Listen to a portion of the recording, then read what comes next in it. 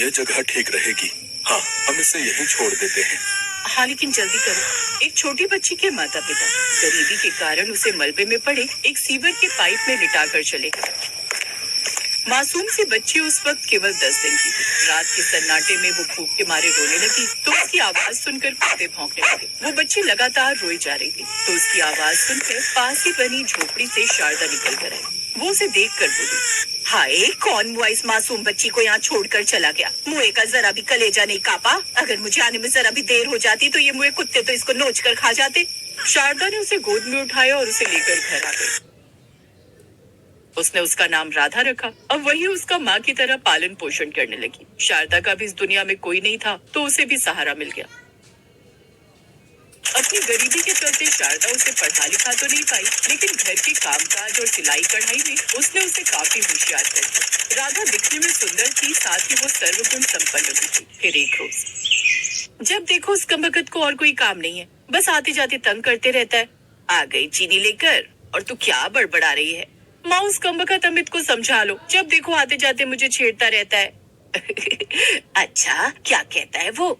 क्या बोलेगा, हर बार की तरह एक ही रट, तू मेरे घर की बहू बनकर कब आएगी, बता कब आएगी। घर तो ऐसे बोलते हैं जैसे किसी बड़े बंगले का मालिक है। पहले ही कह देती हूँ माँ, मैं उस झोपड़पट्टी वाली से ब्याह ना करूंगी, बिल्कुल ना करूंगी। तो बेटी, हम गरीबों के लिए कौन सा राजकुमार घोड़े पर सवार होकर आएगा? और तू तो शुक्र मना कि उनको तेरे बारे में सब कुछ पता है, उसके बावजूद भी वो तुझे अपनाने के लिए तैयार है। अच्छा, तो ये बताओ, मेरी जगह अगर तुम्हारी सगी बेटी होती तो क्या तुम उसकी शादी उस अमित से करवा देती? उसकी तीनों बहनें माँ कचरा बिनने का काम करती हैं। हाँ, तो बुराई क्या है उनमें? अच्छे लोग हैं और काम छोटा बड़ा नहीं होता, बल्कि ये देख मेहनती हैं, कम से कम भूखे तो नहीं मरते।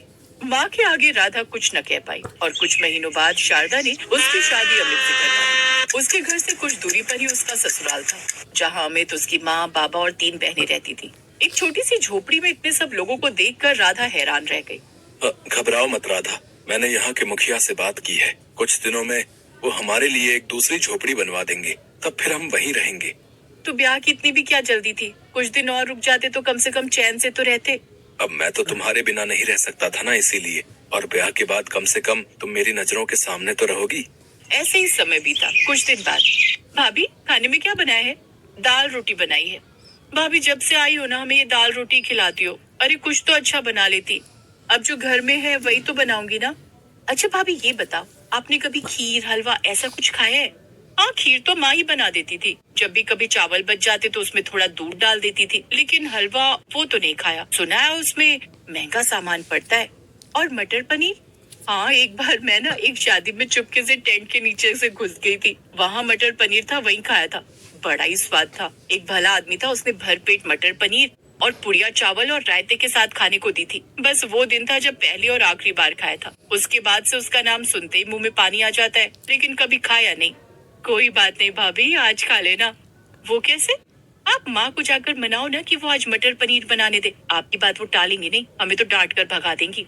मटर पनीर का नाम सुनकर शीतल के मुंह में पानी आ गया। वो आंगन में बैठी अपनी सास के पास गई और बोली, माँ जी, आज खाने में मटर पनीर बनाए क्या? हम सबका बड़ा मन है। तू तो मटर पनीर ऐसे बोल रही है जैसे कि तोरी की सब्जी बनानी हो। अरे बहू, मटर पनीर अमीर लोगों का खाना है, वो उन्हीं की थाली में होता है, हम गरीबों की थाली में नहीं। उनकी बात सुनकर राधा चुप हो गई। मटर पनीर का सपना टूट गया। शाम को उसने ये बात अपने पति से कही। कुछ दिन सब्र कर लो राधा, मैं अपने कबाड़ के काम को और बढ़ाने वाला हूँ। काम अच्छा चलने लगा तो तुम रोज मटर पनीर बनाना। एक दिन उसकी दुकान में आग लग गई और सब कुछ जलकर खाक हो गया। दुकान के बगल में ही उनकी झोपड़ी थी, वो भी उस आग की चपेट में आ गई। 3 जवान बहनें, नई नवेली पत्नी और बूढ़ी माँ बाप को जैसे तैसे करके सर ढकने के लिए उन्होंने झोपड़ी तो फिर से बना ली, लेकिन पेट भरने और तन ढकने के लिए अब कुछ नहीं बचा। जैसे तैसे वो कूड़ा बीन कर घर चलाते। एक रोज गांव में स्पीकर पर एक आदमी बोलते हुए जा रहा था कि सरकार गरीब महिलाओं को सिलाई मशीन मुफ्त में देगी ताकि वो अपना कुछ काम शुरू कर सके। ये सुनकर राधा को एक उम्मीद की किरण दिखाई दी।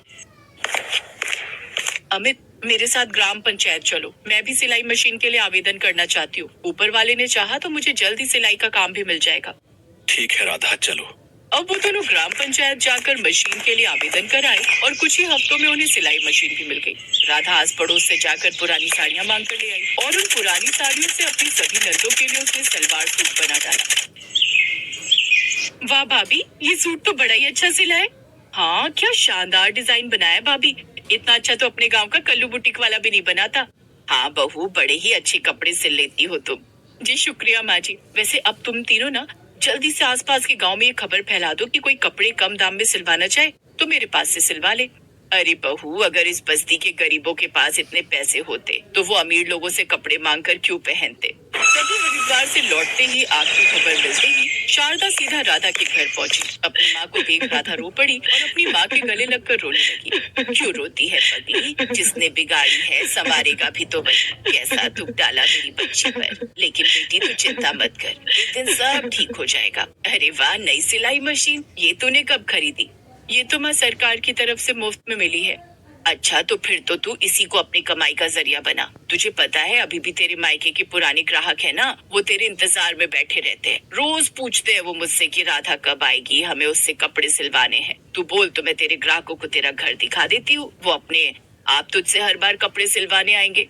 अरे माँ, नेकी और पूछ पूछ। उसके बाद शारदा ने सभी ग्राहकों को राधा का घर दिखा दिया। इसके साथ उसे कोई और भी मिलता तो वो उन ग्राहकों को राधा के पास ले आते। अब सब ग्राहक उसी के पास कपड़े सिलवाने आने लगे। राधा अच्छी कमाई करने लगी, साथ ही उसने सिलाई सेंटर भी खोल लिया। अब अमित की भी एक प्राइवेट कंपनी में नौकरी लग गई। उनकी गरीबी अब दूर होने लगी। फिर एक रोज, भाभी जोरों की भूख लगी है और आज रसोई से खुशबू भी बहुत अच्छी आ रही है। आज आपने क्या बनाया है? आज मैंने सबकी पसंद का मटर पनीर बनाया है। वाह भाभी, मटर पनीर। हाँ, और साथ में पूरी हलवा भी बनाया है। सभी पूरी हलवा खाकर बहुत खुश होते हैं।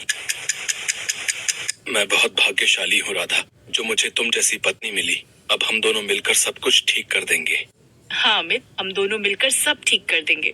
उस दिन के बाद वो दोनों खूब पैसे कमाने लगे। कुछ ही दिनों में उन्होंने खुद का पक्का बड़ा घर बना लिया, जिसमें राधा अपनी माँ को भी ले आई। अब वो सब एक साथ खुशी खुशी रहने लगे।